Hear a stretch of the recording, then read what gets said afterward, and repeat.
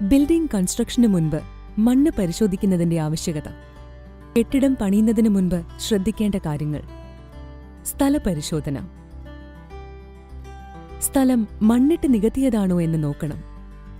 Building waste, gravel, mud, plastic waste, wood pieces മുതലായവ നികത്താൻ ഉപയോഗിച്ചിട്ടുണ്ടോ എന്ന് ശ്രദ്ധിക്കണം. അടുത്തുള്ള കെട്ടിടങ്ങൾ പുതിയതാണോ പഴയതാണോ, അത് ഓടിട്ടതാണോ കോൺക്രീറ്റ് കെട്ടിടമാണോ എന്ന് നോക്കണം.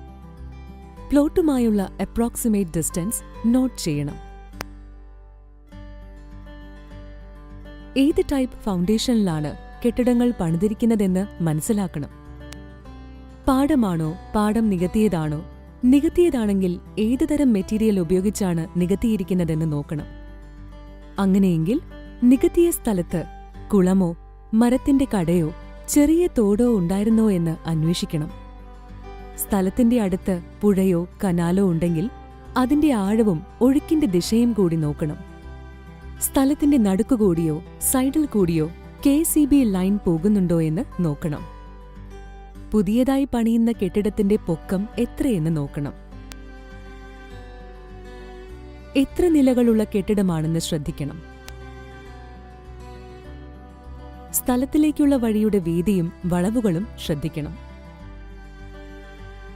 ഏതു തരത്തിലുള്ള കെട്ടിടമാണ് പണിയാൻ ഉദ്ദേശിക്കുന്നതെന്ന് റെക്കമെൻഡേഷൻ എഴുതുന്ന എഞ്ചിനീയറെ ധരിപ്പിച്ചിരിക്കണം. ഉദാഹരണത്തിന്, ഒരു നില വീട്, ഒന്നിൽ കൂടുതൽ നിലയുള്ള ഫ്ളാറ്റ്, ഓഡിറ്റോറിയം, ഗോഡൌൺ, കട, ഓഫീസ്, വിദ്യാഭ്യാസ സ്ഥാപനം, hostel, bank, hospital, book stall, workshop മുതലായവ. 1000 സ്ക്വയർ ഫീറ്റ് വിസ്തീർണമുള്ള കെട്ടിടമാണെങ്കിൽ സ്ഥലത്തിന്റെ നടുക്കായി ഒരു സോയിൽ ടെസ്റ്റ് നടത്തിയിരിക്കണം. അതിന്റെ കൂടെ 4 കോർണറുകളിലും DCPT ഡൈനാമിക് കോൺ പെനട്രേഷൻ ടെസ്റ്റ് കൂടി ചെയ്യുന്നത് നല്ലതായിരിക്കും. കാരണം 4 മൂലയിലുള്ള മണ്ണിന്റെ ഉറപ്പുകൂടി അറിയാൻ പറ്റും. കെട്ടിടം പണിയാൻ നോക്കുന്ന സ്ഥലത്ത് മുൻപ് കെട്ടിടമുണ്ടായിരുന്നോ, ഉണ്ടെങ്കിൽ എത്ര വർഷം പഴക്കമുള്ളതാണ് എന്നുകൂടി അറിയണം. കെട്ടിടം പണിയുന്നതിന് പലതരത്തിലുള്ള മണ്ണു പരിശോധനയുണ്ട്. Bailor test. ഓർഡിനറി മണ്ണിലാണ് ഇതുപോലുള്ള ടെസ്റ്റ് ചെയ്യുന്നത്. ഇത് പരമാവധി 10 മീറ്റർ താഴ്ചയിൽ മാത്രമേ ചെയ്യാൻ പറ്റുകയുള്ളൂ. Auger test. ഓർഡിനറി മണ്ണിലാണ് ഇതുപോലുള്ള ടെസ്റ്റ് ചെയ്യുന്നത്. ഇത് പരമാവധി 15 മീറ്റർ താഴ്ചയിൽ മാത്രമേ ചെയ്യാൻ പറ്റുകയുള്ളൂ. നല്ല ഉറപ്പുള്ള മണ്ണിൽ ഈ രീതിയിലുള്ള ടെസ്റ്റ് ചെയ്യാൻ സാധിക്കുകയില്ല. Drilling test.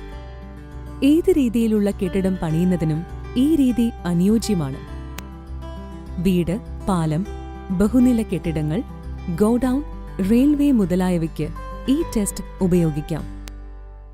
റെക്കമെൻഡേഷൻ എഴുതുന്ന ജിയോ ടെക്നിക്കൽ എഞ്ചിനീയർ അല്ലെങ്കിൽ സ്ട്രക്ചറൽ എഞ്ചിനീയറുടെ നിർദ്ദേശപ്രകാരം മാത്രമേ ബോർഡ് ടെർമിനേറ്റ് ചെയ്യാവൂ. വാട്ടർ ലെവൽ രേഖപ്പെടുത്തുമ്പോൾ ഏതു മാസം കൂടിയെന്ന് രേഖപ്പെടുത്തണം. Laboratory test. IS കോഡ് അനുസരിച്ച് ലാബിൽ മണ്ണിന്റെ ഘടന നോക്കി പലതരത്തിലുള്ള ടെസ്റ്റ് നടത്തുന്നു.